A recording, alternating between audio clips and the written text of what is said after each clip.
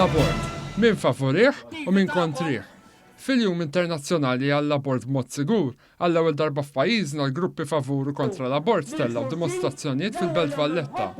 Id-dimostrazzjoni favur id-dritt li l-mara temmet qala tagħha saret fil-ġnien ta' Hastings, fejn ix-xieren tan nisa kif ukoll l-irġiel li jaqblu mal-abort inaqdu flimkien biex jirrimarkaw li mal-400 mara Maltija fis-sena tirrikorri għall-abort u fid-dawl tal-illegalità ta' dan l-att ħafna minnhom jirrikorru għal mezzi perikolużi.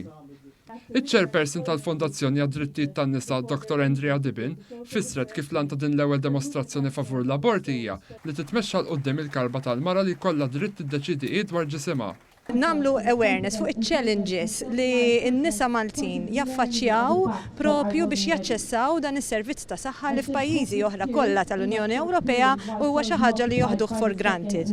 Ukoll nafu li ħafna nisa li l-abort huwa realtà, meta jgħaddu minn din l-esperjenza ma jistgħu jitkellmu ma' ħadd, iridu jżommu dan is-sigriet, jistgħu jiġu kriminalizzati jekk ikunu għamlu hawn Malta bil-pinnoli minn fuq l-internet għax hija xi ħaġa li tiġri wkoll. U ftit il-bot fi triq ir-Repubblika, il-grupp Pro Malta Kristjana mexxa dimostrazzjoni favur il-ħajja u kontra l-abort.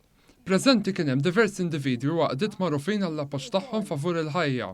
Spikka l-intervent ta' Joseph Borch li Mwan jispjega kif fil-waqt li hawn ħafna nies li jistgħu jaqbżu jiddefendu lilhom infushom, it-tarbija fil-ġuf m'għandix leħen biex tiddefendi lilha nnifisha. Sfortunatament dik it-tarbija ma tistax tiddefendi ruha, u għalhekk importanti li issa kull wieħed waħda minna jifhem ir-responsabilità li għandna millum, illi nfehmu l-kulħadd f'kull okkażjoni, f'kull opportunità li jkollna, illi għandna bżonn kelma waħda niddefendu din il-ħajja.